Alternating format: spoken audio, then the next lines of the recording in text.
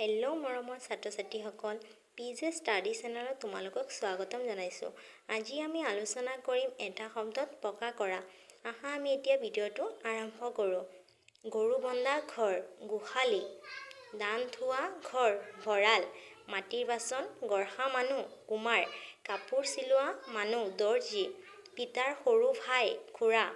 মাৰ ভায়েক বা ককায়েক মোমাই বা মামা, নিজৰ উপজা ঠাই জন্মভূমি, সঁচা কথা কোৱা মানুহ সত্যবাদী, যাৰ আশ্ৰয় নাই নিৰাশ্ৰয়, মাগি ফুৰা মানুহ মগনীয়া, এটা চকুৰে নেদেখা মানুহ কণা আৰু দুটা চকুৰে নেদেখা মানুহ অন্ধ, বিদ্যা শিক্ষা কৰা ঘৰ বিদ্যালয় বা পঢ়াশালী, আনৰ বস্তু বলেৰে কাঢ়ি নিয়া মানুহ ডকাইত,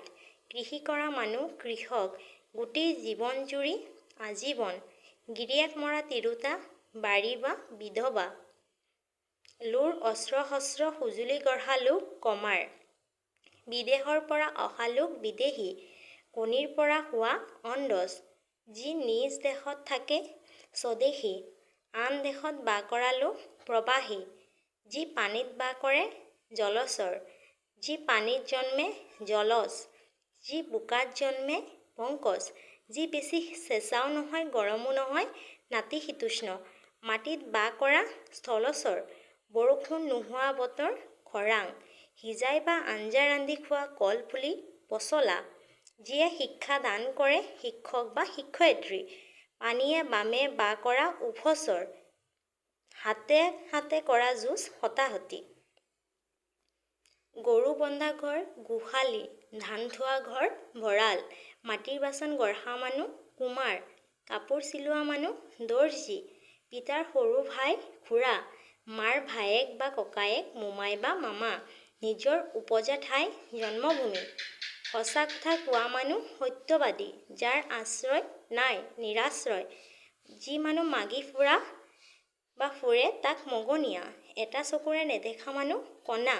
বিদ্যা শিক্ষা কৰা ঘৰ বিদ্যালয় বা পঢ়াশালী, আনৰ বস্তু বলেৰে কাঢ়ি নিয়া মানুহ ডকাইত, কৃষি কৰা মানুহ কৃষক, গোটেই জীৱন জুৰি আজীৱন, গিৰিয়েক মৰা তিৰোতা বাৰী বা বিধৱা,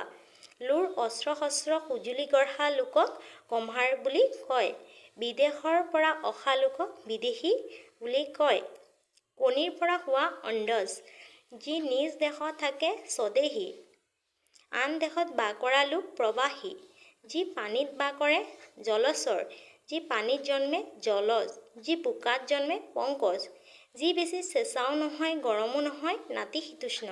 মাটিত বাস কৰা স্থলচৰ, বৰষুণ নোহোৱা বতৰ খৰাং,